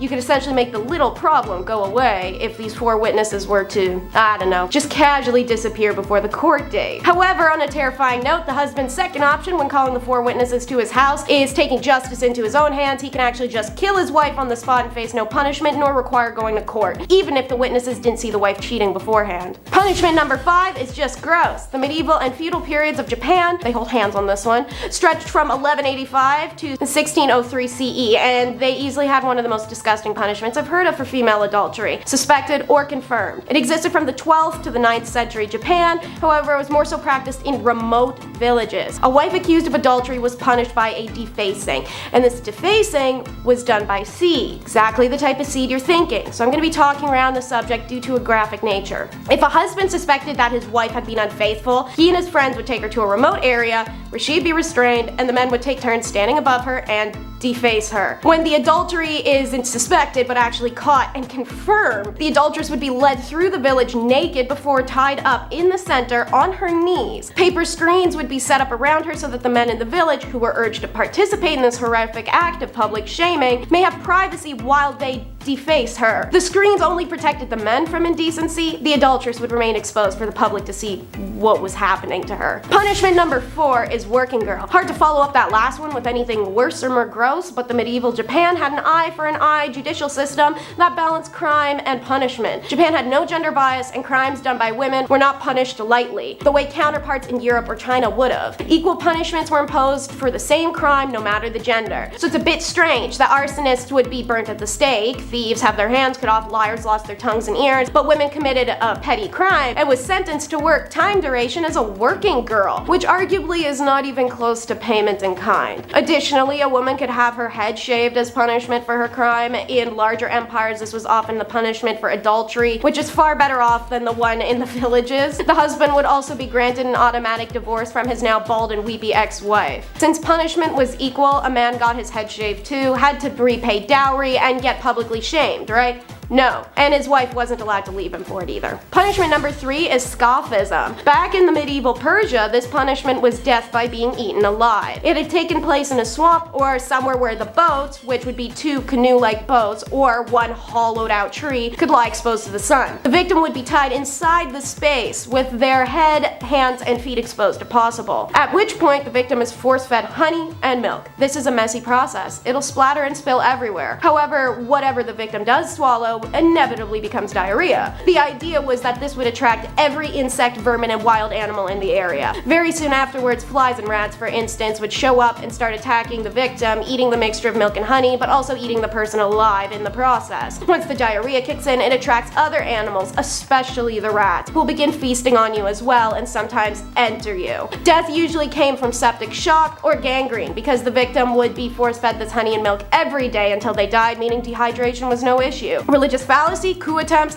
and adultery were all punished in this horrific manner, and many women suffered this end. Punishment number 2 is wooden horse. This device was used in Europe and Japan in the 14th to 18th centuries, making it predominant in medieval Europe. Initially, the horse was used on women accused of heresy and witchcraft. The Spanish particularly loved this crude device and they invented it. Sometimes they even styled it to look like a horse. Its back was a triangular wedge women were forced to sit on as weights around their ankles dragged them and their rear and hoo-ha area down on the sharpened wedge. It was covered in part 1 of this video. In Japan, however, they added another particularly horrific element that was not meant to just cause some external tears and pelvic fractures the way the Europeans did, rather cause mass hemorrhaging and death. The concept is the same, wooden horse with a wedge that you'd be forced to straddle while your legs are pulled down. However, the Japanese added an appendage-like structure on the horse's back, which the woman was forced to sit on. The appendage was studded with iron nails and could be rotated via a hand crank from beneath. Naturally, this would cause almost immediate heavy bleeding and internal damage before the crank was even turned. Many would die miserably and quickly, whereas the ones who somehow survived often only did with paralysis. This form of punishment was served on basic offenses, such as adultery or unpleasing her husband. Punishment number 1 is the chest tax.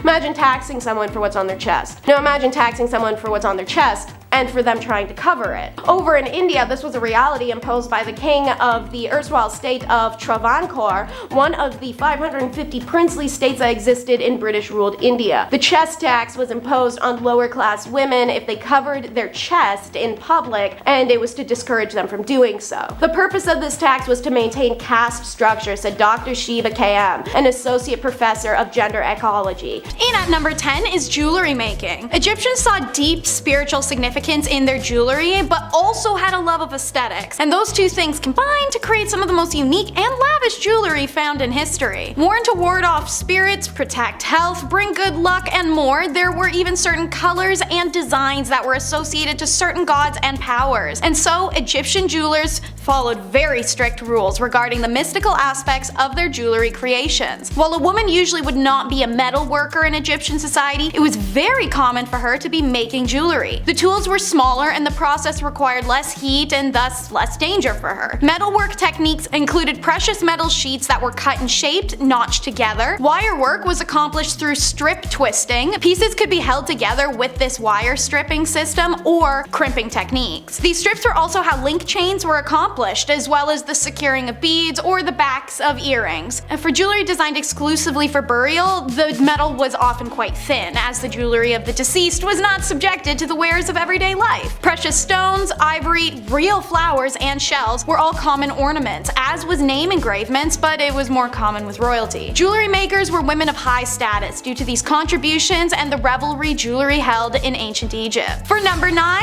it's house vendors. Recognized as an ancient heritage profession and was at its most popular during time periods of ancient Egypt where women were restricted from going out when married. These vendors would roam neighborhoods with buckets and baskets of product for sale. Clothing, perfume, fabrics, snacks. Now, what was unusual is that the vendor was more often women than men, walking the streets alone, making these sales because many married women weren't allowed to go out walking the streets alone to make sales. You see the irony. Anyways, this profession found great popularity in single women, and many also were called upon to act as nurses in homes of the wealthy when needed. The career is named al-Dalala, but the idea itself has long been extinct with the freedom for Egyptian women to roam commercial districts. Number 8 is being a dancer. Ancient Egyptians loved their music and dance. They were celebratory, but also ritualistic at times. Farmers would dance to thank the gods for a good harvest. Dance groups would perform at banquets. People would go dance around the Nile in the lush season. The list goes on. Many men and women chose dance as a career, and it was a highly respected one. Dancing was considered an acceptable and normal part of life and even important to it. Most festivals were incomplete without it. In fact, dancing was such a revered career that dancers could start as a peasant and become a high-status person from it, just like being a celebrity in the way that people would go to see them perform. Women, at the time, were even more revered for their grace, elegance, and acrobatics. This career had 7 types of dance: gymnastic, movement, pair dancing, imitative dance, which was like acting like animals, group dances like a historic cheerleading squad, dramatic dance was female exclusive and rested in illustration, war dances, grotesque dance, and then religious chant dances at temples, and lyrical dance, which was usually a depiction of lovers. Wig makers are number 7. Egyptians loved wigs for a reason that surprises many. It helped keep their heads cool. I mean, it also helped with hygiene and scalp pests and looking pretty, but the heat thing is what really gets folks. Many Egyptians had shaved or cropped hair, and the mesh-like base of a wig versus a headscarf allowed the body heat to still escape. And as said, wigs were also a great shield from lice or other invasive bugs. The hair used in the construction of wigs and hair extensions was always human and was either an individual's own hair or had been traded or bought. Hair itself was a valuable commodity ranked alongside gold and incense in a count list from the town of Kahun, which puts emphasis on the popularity of wigs. When hair was collected for a wig, it was thoroughly combed and then sorted into lengths individually. The Egyptians invented a variety of hairdressing tools, and the wig makers would take the time to braid or coil the hair depending on the wig style, coating each with warm beeswax and resin fixative so that it would harden when cooled. The job itself isn't unusual, more so the booming industry it had. Wigs weren't worn to this extent anywhere else at the time, and while yes, they were functional against the sun, they were more so aesthetic than anything. Individual braid and extensions could also be attached to someone's scalp for aesthetics, the way that box braids, twists, faux locks, and many other ethnic hairstyles are accomplished today. Wigs were made in a type of factory setting. Archaeologists have uncovered the remains of wig factories, wig boxes have been found in tombs, and multiple mummies have been found with wigs or braided in extensions. Number 6, we meet our ladies of the night. Unlike most ancient and even modern civilizations, selling intercourse is illegal or was highly governed. In ancient Egypt, this wasn't even close to the case, but rather the opposite in a peculiar way. Women who worked in the sexual industries were considered divine and respectable, as their career was considered to please the gods. They earned high status and lived in luxury. Working freely and openly, these ladies adorned themselves with red lipstick and eye makeup that differentiated themselves from other women. They were also tattooed, diamond-shaped dots along the thighs and on the fingers, or images of the god Bes. When the French invaded, they brought STIs, and they spread rapidly through the brothels, and this prompted the French authorities to introduce a law forbidding French troops from entering the brothels or having these ladies in their rooms. Guess those ladies were hard to resist, because anyone who offended the law received death penalty. Number 5 are the wet nurses. Wet nurses are found in all statuses and were for all statuses. One common denominator though is that the career kind of really sucked. Pun intended. So, first, their social status was always determined by the status of who they were breastfeeding. Royal family? Congrats on your special privileges, statues, private quarters, and your own tomb in the family pyramid. Also, her family would receive special perks as an extension of her. Now, royal families only wanted high-status wet nurses, and while it's not clear how they were chosen, evidence suggests some kind of blood tie or faint familiar relation. Most wet nurses were from marginalized families in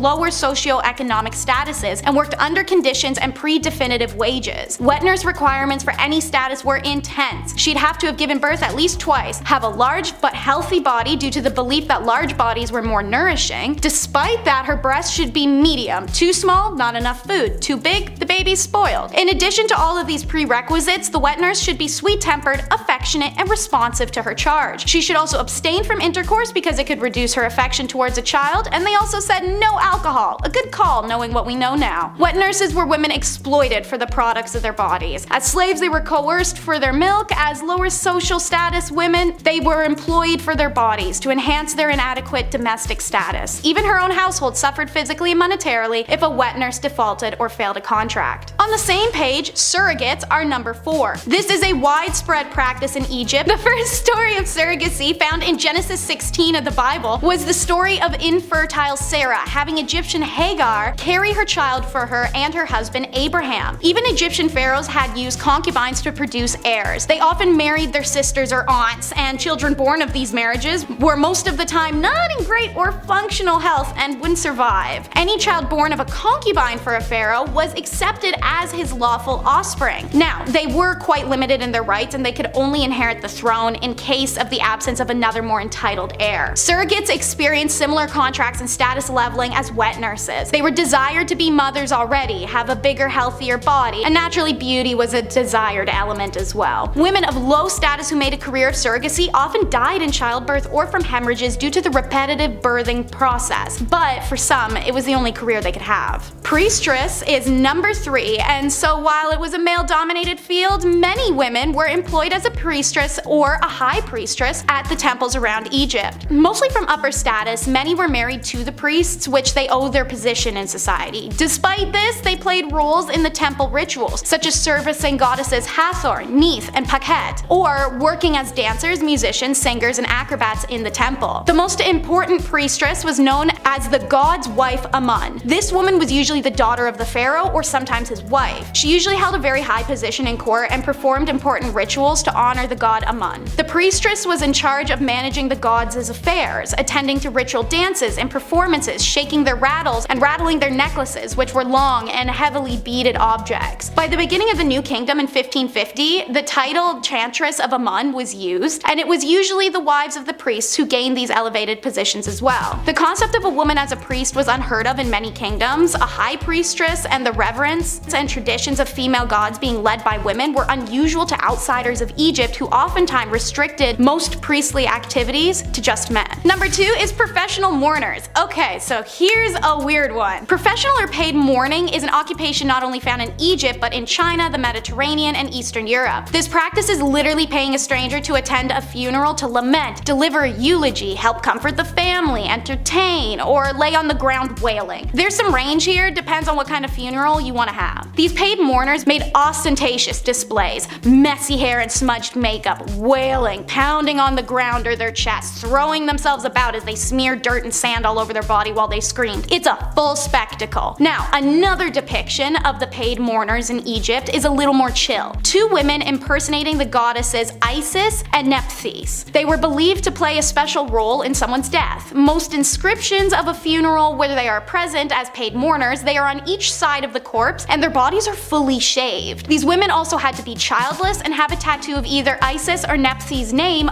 on their shoulder. Most evidence of professional mourning is seen in pyramids and tomb inscriptions, such as women holding their bodies dramatically in sorrow, braced over a casket with tears flowing. If you were a theater kid, this was definitely the type of job for you. And number 1, it's the female physician. Egypt is a difficult one with historians. There's been a lot of largely ignored discoveries due to the opinions of those who found them. The evidence of women in ancient Egyptian medical fields is part of that because, as it turns out, their physicians were actually primarily women. Evidence shows women in the medical profession going back into early dynastic period Egypt when Merit Ptah was the royal court's chief physician in 2700 BCE. She was the first female doctor known in world history, but there is another unnamed female physician who is listed to be the head of the Temple Neith Medical School in 3000 BCE, so maybe not. But either way, the first female doctor was in ancient Egypt. Women were highly respected throughout Egypt's history, and many of their goddesses represented facets of health. Neith has been associated with the invention of birth, and Hathor represents fertility. 4 deities associated with healing are Heka, Sekhmet, Serket, and Nefertum, which are all female. So, bizarre claims you may have heard that no women are involved in Egyptian medicine don't accord with the values of their civilization, which were incredibly equitable. By this reasoning, there were no women involved in anything of note anywhere in the world until the modern era, because history books make no mention of their contributions. Number 9 is marking your territory. Not in a cool, sexy, I got a tattoo way, more in a Scarlet Letter kind of way. As you'll learn in this video, a woman who cheated or even was single and anyone just engaged in intercourse of her own free will could be classified as a sinful adulterer and cheater and be punished, usually a lot worse than a man. So when Nathaniel Hawthorne wrote The Scarlet Letter, he took inspiration from real-life events. The letter, which for the character Hester Prynne was just a red A, was usually the letters AD, which stands for adultery, as outlined by the Plymouth Colony Law in 1658. Multiple accounts across Europe verify that someone who has been marked was to be seen out in public without it, could be subject to public whipping and other public humiliations that ensured a person's social alienation. Like in The Scarlet Letter, when Puritan minister Arthur refuses to admit his sinful side of the act with Hester, he's branded with an A in his chest. In a man's case, while this was of course painful, it was allowed to be hidden. He also didn't have to face the societal consequences the way any woman would have. For number 8, we travel to discuss status degradation. While it still persists today, not everyone knows what it means. So essentially, you do something wrong, oopsies, you lose some of your basic human rights. You could steal something, have relations out of wedlock, cheat on your partner, miss some work. Every empire that has used this tactic has had a variety of ways that you could mess up and receive this punishment. Naturally, in times where a woman was property and couldn't buy things, own things, or do things, or breathe without having a man side-eye her for it, this was a monumental punishment to receive. Under the Roman Empire Augustus, who reigned from 27 BCE to 14 CE, a woman guilty of adultery could lose several rights as a citizen and suffer a financial burden. Noblewomen in the Kingdom of Korea during the Chosun dynasty faced a similar degradation of their societal status if they were found guilty of remarrying as a widow. This intentionally made it hard for Korean women to remarry, as they would have nothing to offer a new husband, no inherited lands or funds, and a societal belief deemed her as used goods. Even the descendants of widows at the time who had remarried faced status degradation. They were barred from ever holding office. Adulteresses in the Chosun were stripped of many of their rights and privileges once they were demoted to low-born statuses. As serious as these punishments may seem, some high-status women who committed adultery in the Chosun dynasty faced an even graver punishment, which was death. So why take someone's status from them as a criminal punishment? Well, because aside from the fact as a woman you'd essentially be left jobless, homeless, and without any family, it's because of a cheater's fama. Number 7. While fama is a Latin term for reputation and good name, every country had its own version of this fama. And if you cheated, or were even just accused of cheating in 13th century France, which by the way happened a lot because husbands just want to get rid of their wives, the woman was always the center of the punishment, even if that was the man who had been cheating. This is because the status is all a woman ever had for a very long time, and the name of her family's reputation laid on her shoulders. Thus, all that pressure to be religious, virtuous, and most importantly, a submissive woman. The customary laws of Agan province list public humiliation for both the wife and her lover as the appropriate punishment for adultery. If the man could escape before or even after arrest, he could get off without any punishment, and his partner had to face her punishment alone. The woman got no such reprieve, even if she was just the mistress he cheated on his own wife with. In fact, if she tried to escape arrest, it warranted a death sentence. Women whose fama suffered through public shaming, walk of atonement, were no longer deemed honorable members of society, and seeing as standing of individuals before law at the time was often based on their reputations, what others thought of them, and how they behaved in public, she'd be left, as I said, homeless, familyless, and dejected. For my Game of Thrones people, think Cersei. Number 6 is no protection. Get your mind out of the gutter. That's not what I'm talking about. I mean, there's no protection from capital punishment. While civil laws were easier to work around by just getting married alone, you can borrow money or property, you can buy things that you couldn't before and sign contracts, the criminal law didn't bend to a married woman, as she faced the same penalties as an unmarried one. Now, there are technically one exception: pregnancy, but only because it could potentially be a boy, which is insane. Additionally, all women were exempt from certain torts, such as the breaking wheel. But man, when a woman got capital punishment, it was the one and only form, and it was the most brutal and painful one: burning at the stake. By the way, they claim this was the only and the necessary option of execution for a woman, as it's a preservation of female modesty. Apparently, other forms of execution were unbecoming of a woman. Although there may be some truth to this wild justification, modern historians have rounded it down to just misogyny, as well as a deep-rooted suspicion and dislike of women as the root of this execution decision. Essentially, when given the opportunity to punish a woman, men went ham for it and wanted to see her suffer as much as possible. So women experienced the worst executions of the Dark Ages. Number 5 is why women want to stay in religious favor. In medieval Europe, a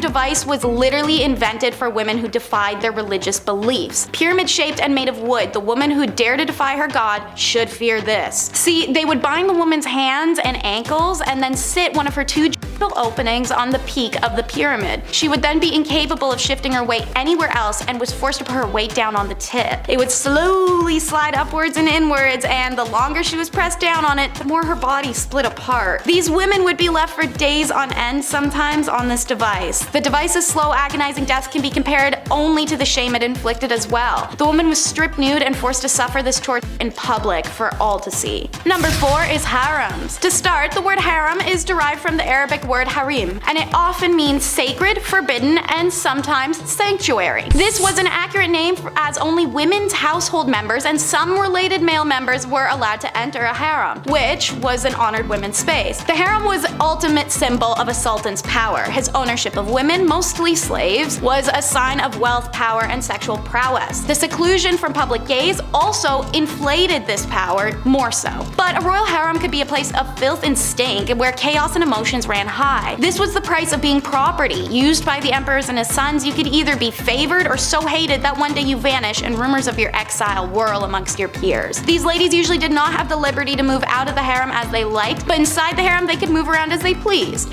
There was no sisterhood in them either. Socializing amongst themselves was usually not friendly, and jealousies were shown directly. Makes sense, as status and position of authority in the harem were determined by the place that they had in the emperor's favor, and to give the king his first male child was a great competition in this regard, resulted in unpleasantness through the royal harem. Everyone tried their best to please the emperor and turned her bad qualities like jealousy, aggression, or short-tempered attitude onto other women. Seeing as many of these women were stolen from outside the empire, let alone inside, frustration with language barrier and culture clash was also a huge source of contempt. Sometimes the women would lie to the sultan to have others disposed of, or they'd simply gang up on one another. Regardless, harems were places of drama, inequality, and a race to be favored as a ticket out of sexual servitude. Hidden sexuality is number 3. There were plenty of mainstream laws in medieval and Middle Europe against male homosexuality, and while it wasn't considered as serious, lesbianism still posed a threat to the ideals of a male-centric societal order. A law written in 1260 France stated that women caught engaging in homosexuality shall undergo mutilation on her first and second offense, and on her third she must be burned. This is one of the only laws to specify consequences for lesbianism, but the 13th century and Christian perspective of sex radicalized further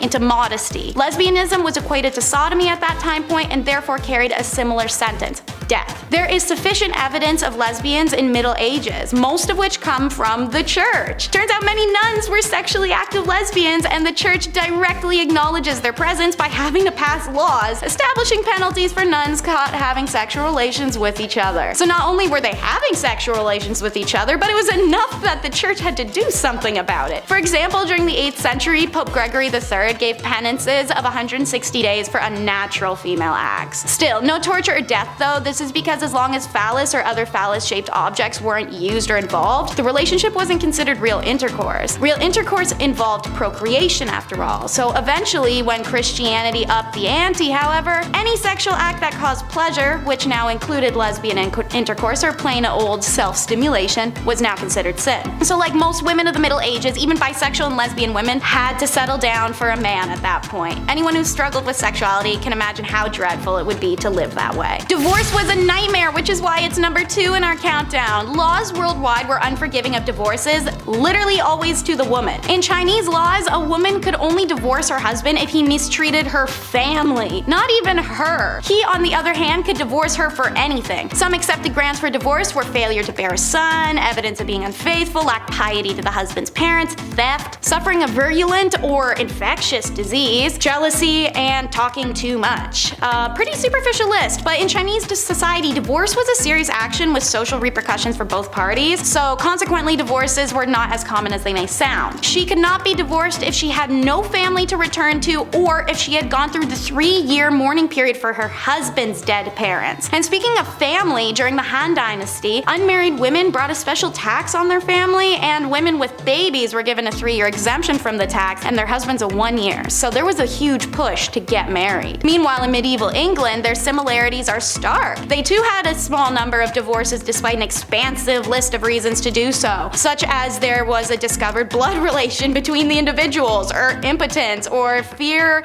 used to obtain consent, marriages entered into under false pretenses, things like that. In many of these cases, the lack of sufficient evidence made them difficult to prove and thus deterred people from taking their cases to court. And number 1 is the tradition of foot binding. It existed for around 10 centuries, and there are women alive today who still have feet that are the result of feet binding. Foot binding involves systematically breaking the feet and shaping them inwards. This tradition started in the 5 Dynasties 10 states period of the 10th century, when beloved concubine of the emperor built a gilt lotus flower stage and performed a dance on bound hoof-shaped feet. Being a beloved concubine, the other concubines of the emperor attempted to imitate her feet to curry his favor. So, foot binding began within the royal court and spread through China as the next fashion fad. It's done in a ritualistic ceremony accompanied by a variety of traditions to ward off any bad luck. They began by tucking the toes under the feet and using a long, tight ribbon wrapped up to the ankle to hold it all in place. Anytime the foot grew, they broke it inwards more, a process usually taking 2 to 3 years. The foot would remain bound for the rest of a woman's life. There is a whole list of issues this caused. Outside of extreme agony and being a handicap, it caused some women pain for the rest of their life. Their walk was changed, as was their posture, and the idealism of a slim body to lighten the pressure on one's feet was all the rage. The binding of feet actually caused the women to develop strong muscles in their hips, thighs, and buttocks, so much that the characteristics were considered physically attractive to Chinese men of the area,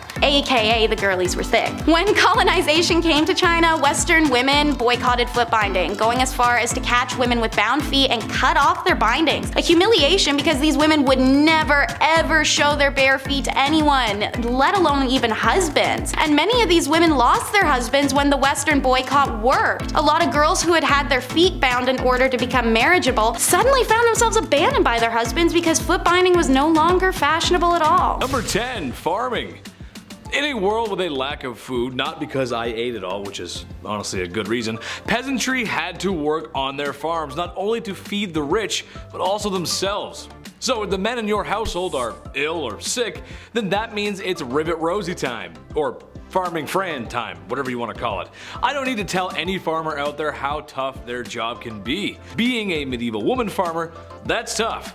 Also, they probably weren't allowed to wear clothing that was more suitable for plowing fields. And of course, there's a woman trying to do a man's job. How dare she? People just should have let them be. There's a good chance the crops wouldn't make it either. A green thumb would have come in very handy. A tough job nonetheless. Number 9. Beer Maiden. This one goes out to any woman who's ever had the pleasure of working at a certain restaurant that's fixated on women's chests. You know the one I'm talking about. Or any woman who had the absolute pleasure of working at a golf course clubhouse. Keep your mitts to yourself, you filthy animals. I can't imagine the bar maidens of ye olde times had better luck. There really aren't a lot of laws to protect them either. But basically, they helped serve ale in the taverns and inns, which brought in all kinds of unsavory types. Mind you, it's not as bad as it would be in Skyrim or, other fantasy RPGs, but it's still a sour bunch. Sometimes there were just barrels of ale and the maiden's job was to simply just keep filling the tankards and handing them out. I'm sure she was well respected and not even once ever had her personal space infringed upon, right? Of course not, no. Number 8, caring for children. Hey, someone had to do it. A woman's job is never done. At least that's what my mom, my aunt, my grandma, and pretty much every woman I've ever known has always said. Okay, sure, I was a little bit of a handful. I was loud and energetic and I loved to talk. Teachers always said I was a distraction in class. Alright, maybe I was, and maybe I still am. Okay, I am. But at least the women caring for me had the modern amenities of the 21st century. A fridge full of fresh food, washing machines, cars, and a solid structure with 4 walls. So you can imagine if you had to deal with a kid like me back in ye olde times, just with none of the nice stuff that makes life today a lot of fun. Ye olde Chetty running amok. Oh mother, mother! Number 7, the streets. Unusual to most, but very common to women of ye olde times. When you're a woman who's got nothing, sometimes you gotta give something. That something just so happens to be what's hiding in your pants. It's a profession that's as old as time, and it will not be going anywhere anytime soon. Women work the streets. I don't think that's anything to be ashamed of. Number 6, Joan of Arc. It doesn't get more unusual than the savior of France. England and France were having a go at it.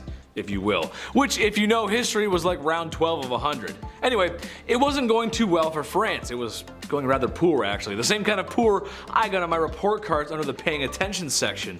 Oops. Then there was Joan, really a nobody, when one day she heard the voice from a higher power that she was to drive the English out of France. Naturally, the people around her, especially the men, scoffed at the thought of a young woman being the hero they needed. But given that they had nothing to lose, suited her up and sent her out. Plot twist, she did very well, like crazy good. The Battle of Orleans proving her grit. The English were so confused and disgruntled by a young peasant girl defeating their armies, they thought it was only proof of one thing, that she wasn't a sign of God, but rather a sign of the devil. How dare a woman beat us in that's man stuff, you can't do that. Number 5. Queen. It is unusual. Most people didn't get to be royal. I mean, think about it, seriously. Although I'd certainly like to be, I can't just imagine it. King of the internet, king of the black hoodie, nice, or king of the Chinese buffet. My point is that while women in medieval times didn't get the respect that they deserved, and every girl does, queens just had it better, and that's unusual. The queen might not have been as well respected as the king, but compared to the peasantry, she was fed, had 4 walls around her that didn't leak or wind would, seep through or blow down, and wasn't working herself to the grave every day to provide for a king and queen that didn't think very much about them. That's a really hard life to live. Number 4, cooking. Chief, somebody had to do it. Although, there's something that tells me the food wasn't that good. This isn't exactly Gordon Ramsay's 5-star cuisine. Beans, cabbage, eggs, onions, bread, and of course beer or ale to wash it down. The peasantry just didn't have the same access to food like royalty did. Although with a list like that, it sounds like it's a fast-track way to an upset stomach or some really grody gas, dude. It was women who would often be preparing those delicious dishes. Besides the hours I would spend on the commode after visiting a commoner's house from eating that, the taste is something worth talking about, I think. When you guys are cooking chicken, for example, what are your favorite recipes, spices, flavors? Let us know in the comments, I'm curious. My favorite chicken is barbecue chicken, brushed with a little Diana sauce. Medieval folks just didn't have that. More upsetting than that is the lack of spices in general. While there were some, anything not local would have been crazy expensive and not available to common folks. Medieval women did the best with what they could when they had it. That's just how it goes, Chief. I talked to him, he's a chef, he said it's alright. Number 3, nuns. It makes sense, honestly. Becoming a woman of God was honestly a good career choice for a woman. For starters, you become a woman of God, and that means you're protected under his vision. Thank you, Jeebus. And people need that back then, seriously. Secondly, it would also give you a place to live. Some nuns stayed in one town and others traveled where needed, staying in monasteries and convents where it was possible, and probably more comfortable than living in the mud and stone huts that the serf women were living in. And lastly, they got rulers and sticks, and if someone was bad, they would punish them when they misbehave. Oh, sorry sister, I didn't mean to say naughty words in the classroom. I guess you'll have to spank Chetty now, ooh. All jokes aside, this might have been one of the best things for a woman to be, besides royalty or marrying rich. It's just how the times went. Number 2, landowner. I was shocked by this one too, honestly, but yes, women could own land. Sort of. It wasn't a blanket green light, it's a bit more confusing than that. Some could, some couldn't. There was a few rules here and there. They were stupid man patriarch poo-poo rules, but rules nonetheless. In Normandy, for example, only men and their sons could possess land ownership. In the Basque region, both sons and daughters could inherit land. In England, both could, but if there were any surviving men or brothers, then they would be considered first, and not women at all sometimes. So no, it's not as open as today, and you probably would catch some strange looks as a woman rolling up to an empty lot and staking your shovel in the ground. It makes life a lot easier if there aren't so many rules, and I know you guys agree with me at home. The less red tape, the better, right? And be nice to girls, be nice to women. Number 1, artists. This one hits home. I think Chris can agree with me on this one. A lot of male artists, writers, and poets get remembered from history, but there was a few decent female ones too. We gotta give them some spotlight. It sucks that males get all the spotlight. To me, this makes sense. In my experience, a lot of girls I knew growing up had natural talent for arts. I remember growing up in school and art class was always one of my worst subjects. No, not because I didn't follow directions, but my art never came out the way I wanted it to. I didn't feel the motivation, babe. I couldn't see the motivation. Most of the girls in art class just passed with flying colors. No pun intended. And for writing, well, besides my dyslexia, if you looked at a paper I wrote in the 6th grade versus a girl from my classroom in the 6th grade, what's the difference? Well, you can actually read hers. Mine are terrible. All grade school antics aside, notable artists and writers include Clara Gouda, that's a cool name, and Hildegard of Bingen. Names you might not know but for sure are worth a Google search.